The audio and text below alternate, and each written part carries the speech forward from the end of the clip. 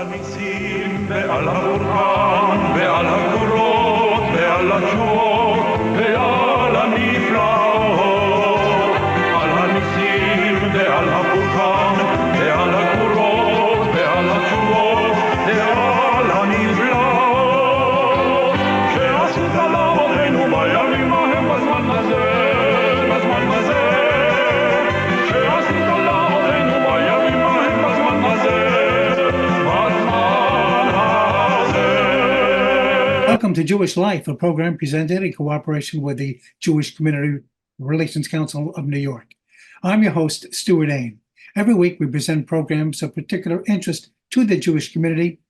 Today my guests are Orna and Ronen Neutra of Plainview, Long Island. Their son, Omer, is one of the 133 people believed held captive by the Hamas terrorist organization in Gaza. And welcome to the program. I thank you for joining us. This has been, in the last several days, as we recorded this on April 14th, 2024, what we're seeing is a tension now between the United States and Iran. Earlier today, Iran fired 330 missiles and drones at Israel. And world attention is now on the conflict between Israel and Iran. A number of people are saying they think it was a mistake for Israel to have bombed the Iranian consulate in Damascus because it draws attention away from what's happening in Gaza. Do you agree? Well, first of all, we are obviously a family that has concern for their son. We're not politicians, and we're just feeling that the topic of the hostages must be kept in any situation top of mind, and that's the most urgent situation that must be dealt with.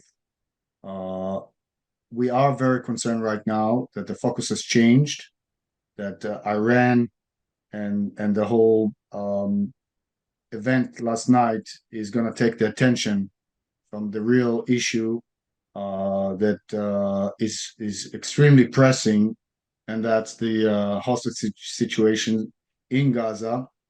I'm not sure how many of your viewers understand that there are 8 American citizens being kept captive in the tunnels in Gaza in terrible condition, starvation, torture, among them our son. And I'm also not sure that your audience is aware that 44 Americans were killed on October 7th.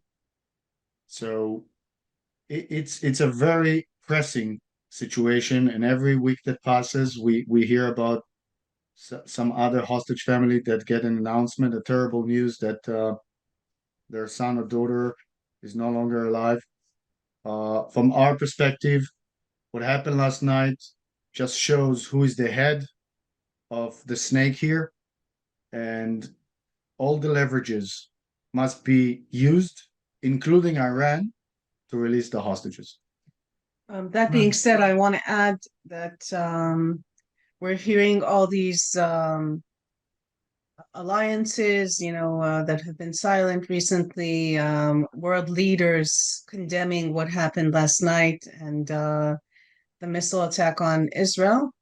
And what we'd like to hear is de-escalation should come with the release of the hostages. There are citizens of 20 countries that are being held hostage in there. There are Germans, there are French, there are Thai, there are different religions. And all of these countries should stand up and say, as Ronen said, we know who is directing all of this.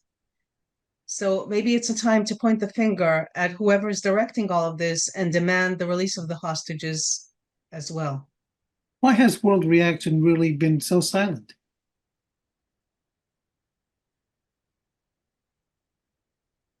It's a good question. Why is the finger blamed on Israel all the time, knowing that Hamas can just release the hostages, put down the weapons, and there will be relief to their people in Gaza? It's part of the overall anti-Semitism and pointing finger at Israel as the entity, and not putting responsibility on Hamas, which is really the cause to what happened here, and of course the proxy of Iran, that yesterday for the first time we saw that they acted against Israel with 300 and some missiles, and thankfully Israel has the technology to deflect it, together with the alliances that we saw from United States and England, as well as Jordan. So I think what we saw yesterday is history, but what we want to see as parents of hostages is action toward the right direction, and that's the release of hostages. That is always the urgency and where the attention should be kept, eye on the ball, because anything else can wait.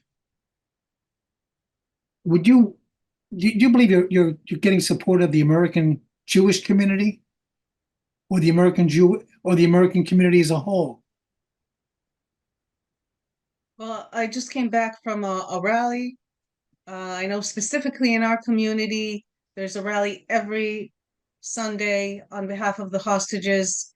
We know there are rallies all over the United States within the different Jewish communities. And people are speaking up, but it's not enough. There's still a large silent crowd that needs to speak up. Well, we meet weekly with the leaders of APAC and AJC, and we are thinking together on ways to make sure that the hostages is kept top of mind, also with those Jewish organizations. I have to say that if you look at the results, we have failed. 6 months that we're fighting this fight, and the result is not there yet, where we're getting our dear ones.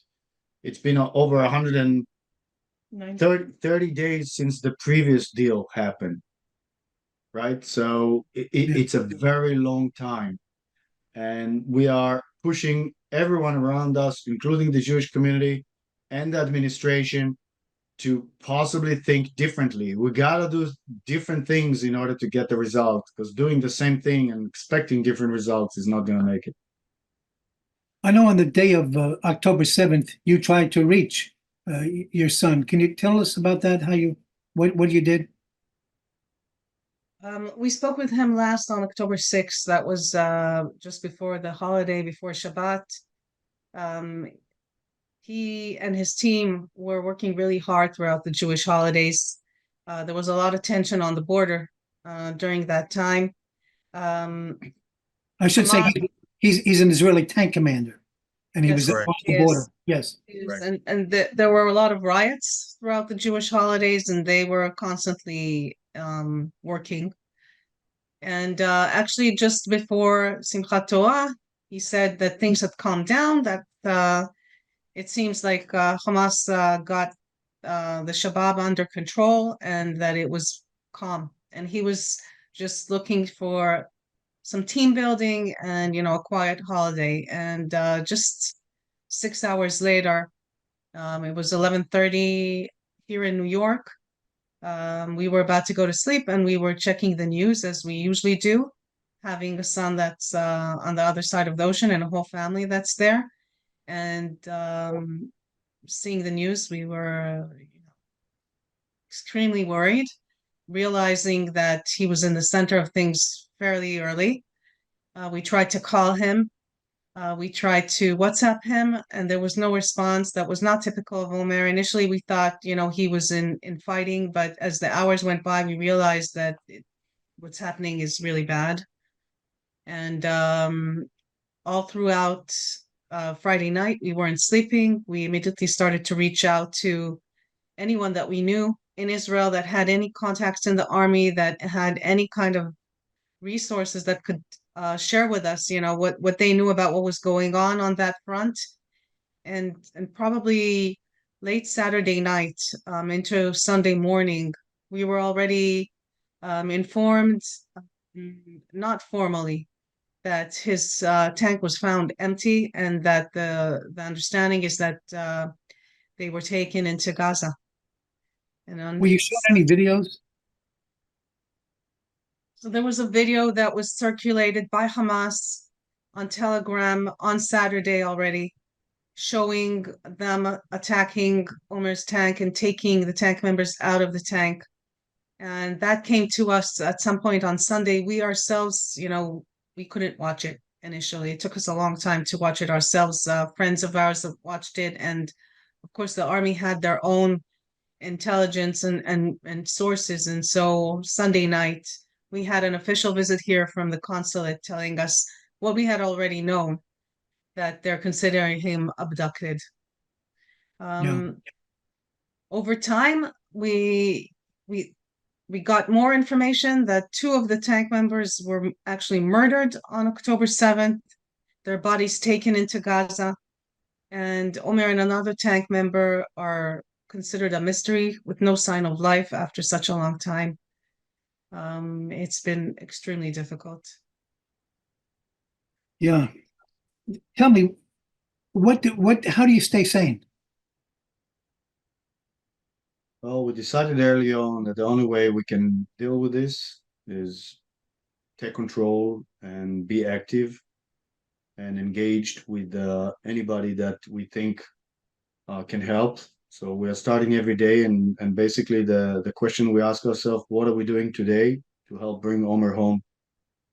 And it involves speaking with the administration back here. We have an open conversation with the National Security Advisor and his team, as well as other, yes, Jake Sullivan, as well as other key members of the Biden administration. We have been meeting in Israel, going back and forth, meeting with the cabinet members, the war cabinet, and Bibi Netanyahu himself, as well as top generals. We've been on media, we've been on rallies, we're doing interviews. We are doing our share to make sure that this topic stays on top of people's mind and understand the urgency and understand the dire condition that the hostages are under. And as parents and other families are doing that as well, we simply have to carry their name and make sure that nobody forgets. And this is over 6 months now.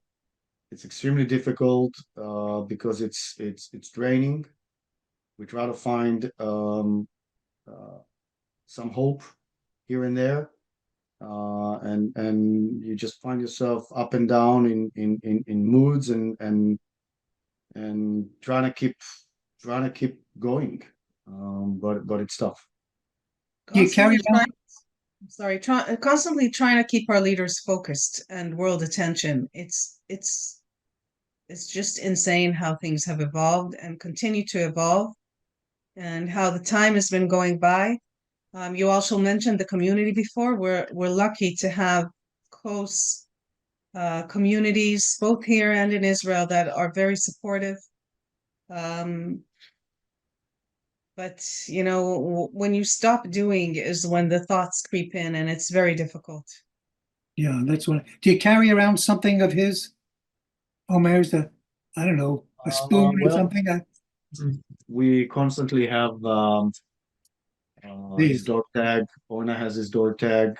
I'm actually carrying my own dog tag from my army time. I was with this dog tag in Lebanon.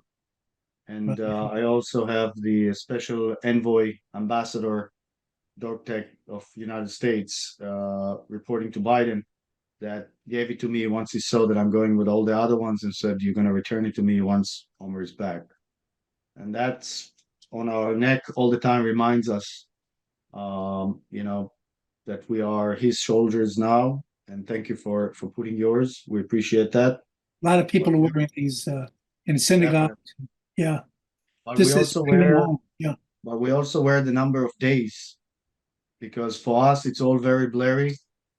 The days kind of mix, and we don't know where we are. And making this little sticker with the number of days keeps us on target. We know It's 190 days, 191 days since we last spoke to Omer. And it's incredibly long and frustrating, but we're not giving up, and we need the community and anybody that sees this show to get engaged. Call your representative, stay on target, speak up, carry Omer's name and the rest of the hostages, come to rallies, and press the administration. You gotta bring the American back, and we gotta bring all the hostages back. About 2 weeks after the abduction was his 22nd birthday. Do you find yourself talking to him? You know, yes, Omer was born on October 14th. That was a month after 9/11 in 2001. We couldn't believe that that was happening there, and we just can't believe that he's involved in this big, ongoing, prolonged terrorist attack since.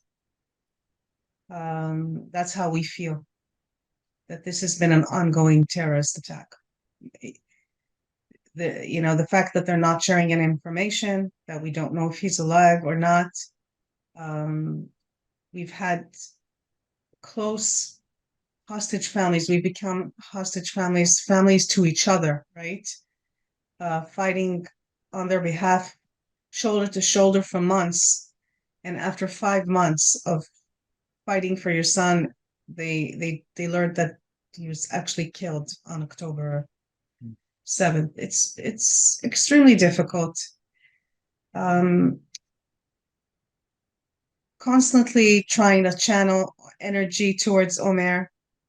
I know that I say his verse of Tehillim every day and send him protection. We know that many people around the world are doing similar things, praying for him and doing all kinds of good things in his merit. I hope, Omer is a very positive person in nature. He's very empathetic himself. We really hope that he's able to survive this. And but how long more? It's the urgency has to be there. We feel that time is ticking. Every day is not in his favor, and he's at risk. I know you run around a lot. You're home now. Do you go to his room, spend time in his room?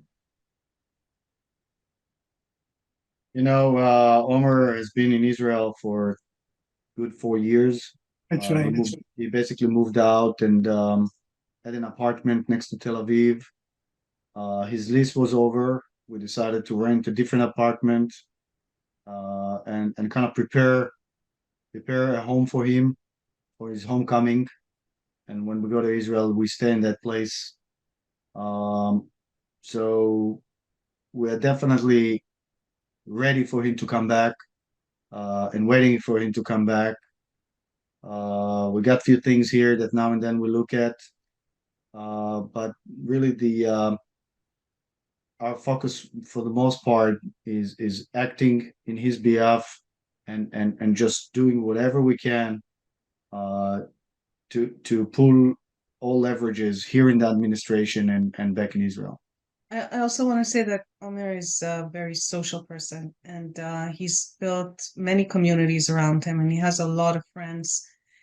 And I think I feel close to him when his friends are around, when they share different stories about him with us, when people are constantly reaching out, even after almost, over 6 months, still sending pictures, still, sharing their experiences with him.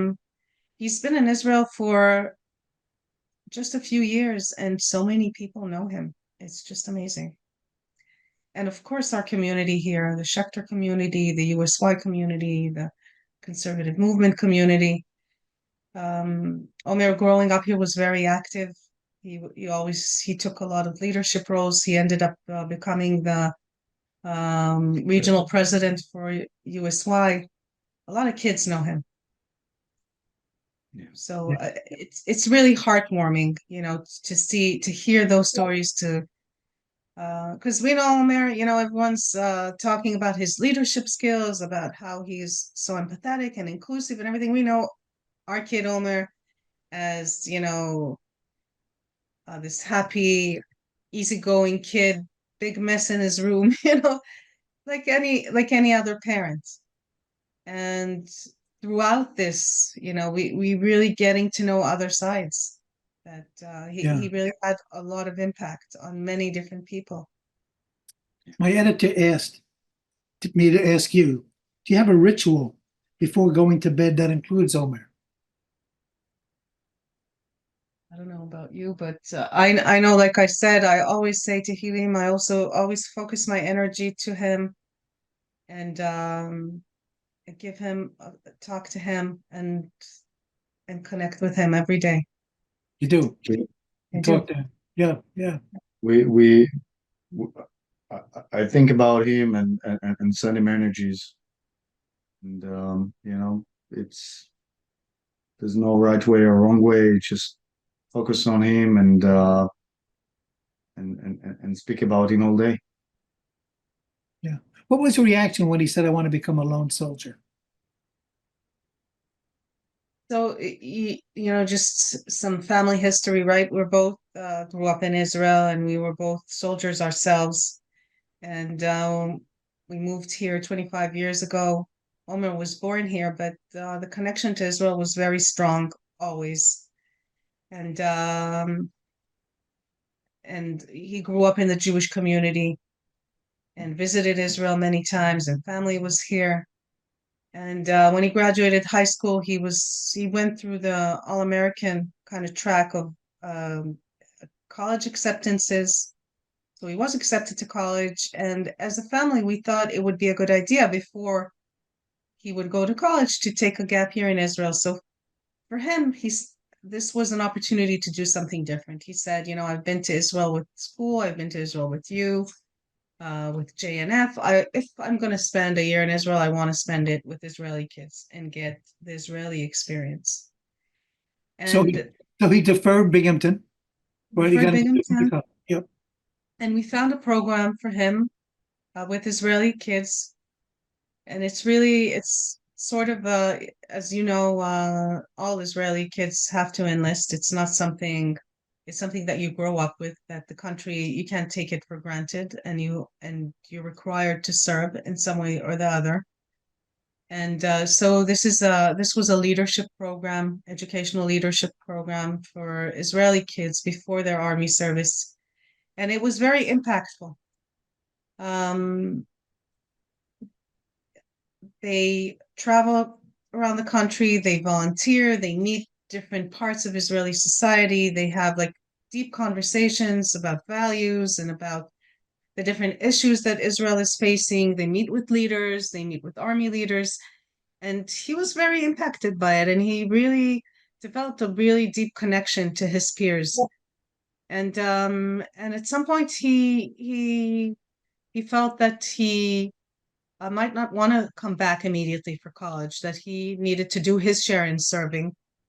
And so he started joining seminars of Tzabar. I don't know if you're familiar with that. That's a lone soldier program Mhm. where they kind of wrap them and help support them in the first year of their service. They're assigned a kibbutz and a family on a kibbutz that's kind of their adoptive family when they go home.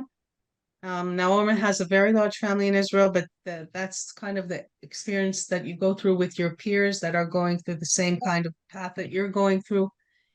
And at some point during that year, the program shut down. It was COVID. He came home for maybe 6 weeks over Passover, and he was talking about it a lot. He wasn't sure, and we felt that we didn't want to pressure him either way. It was a big decision to be made. So we helped him try to figure it out. And eventually he went back.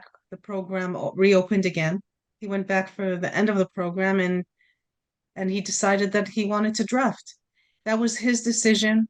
We had mixed feelings. On one hand, we were proud of him and we understood where he was coming from and why he wanted to do it. But we also had concerns that, he was going to be very far away, that this could be risky, but no one could have imagined this scenario. So, Right. And I know his grandparents are Holocaust survivors. that's true. On both sides, both of our fathers went through the Holocaust and lost big parts of their families in the Holocaust, and came to Israel fairly early on, and very Zionistic, and care about Israel a lot. And my father is still alive, and my parents having to go through this whole thing, and having a son that's And grandchild. sorry, a grandchild. Yeah. Being held by Hamas is really intolerable. They're very strong people, but it's just unfathomable. Really, it's like a bad nightmare that we can't wake up from. How is Daniel, your other son? He's 20, right? He's 20. How's he handling it? He's coping in his own way. He's a student in University of Illinois, and we pulled him a week after the event, brought him home. He's been studying from home. He took fewer courses this semester, but it keeps him busy and focused as well. But he travels with us back and forth to Israel, participates in rallies with us, and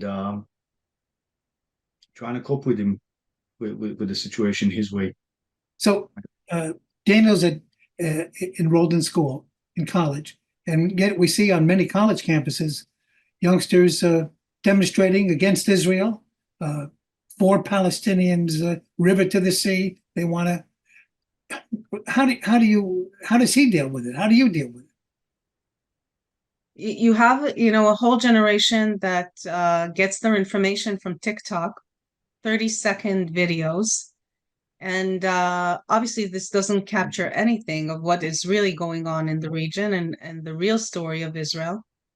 And it's very scary, that's where people get their news now. There's no room for nuance there. There's no room for facts. It's all very impressionable. And it's very scary how it's been taking over the whole conversation. Thank you. Thank you so much. Thank you. We're hoping we can celebrate together with the hostages very soon. Yes. Yes. This has been Jewish Life. My name is Stewart Ain. Have a good one.